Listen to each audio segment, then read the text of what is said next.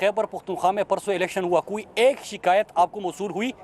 पंजाब के अंदर डस्का में शिकायत नहीं, मीडिया ने दिखाया कि सानिया मॉडल टाउन के मरकज़ी किरदार, जिसके बारे में नून लीग की क़ियादत ने खुद कहा कि 22 अफराद के कत्ल में ये बंदा मुलविस है, उसको आप टास दोगे तो दहशतगर्दी की कार्रवाइयाँ ही होती है। और फिर 2 कारकुन तहरीक इंसाफ के वहाँ पे शहीद होते हैं, वो आपके सामने हैं। जो आपने कहा कि किसी के घर के ख़वातीन के ऊपर, तो अगर कोई जालसाजी में पकड़ा जाए किसी की लंदन, तो क्या पाकिस्तान में भी कोई जायदाद नहीं है? फिर कैलेबरी फंड सामने आ जाए तो फिर उसके बाद वो कार्रवाई कानूनी और आइनी कार्रवाइयाँ होती है। यहाँ पे बात हो रही है कि अजीज़ मेमन आवाज़ उठाए, गला दबा दो, मार दो।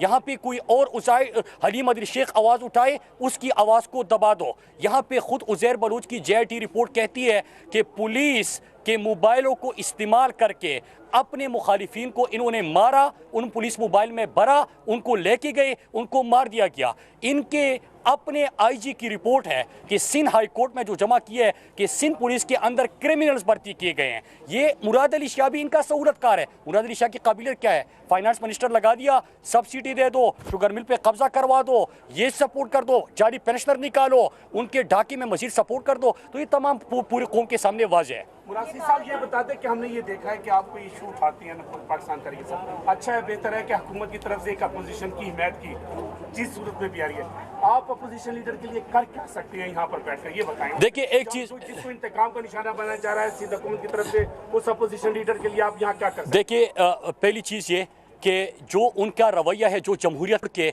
वहाँ पे फिरौन बनने की कोशिश कर रहे हैं और सिंध को अपना जागीर समझते हैं, तो उनके खिलाफ आपको भी कल जो एक चैनल के ऊपर हमला हुआ, नाम क्यों नहीं ले रहे? नाम क्यों आप नहीं ले रहे? नाम लेते हुए क्यों शर्मा रहे हैं? अगर समा टीवी के नुमाइंदे को उन्होंने मारा पीटा पुलिस को बेच के, नाम लेने से आप क्यों शर्मा रहे हैं? इसमें आप लोगों को भी साथ देना होगा, आप लोगों को खड़ा होना होगा। अजीज़ मेमन आवाज़ उठाए, उसको मार दिया जाता है।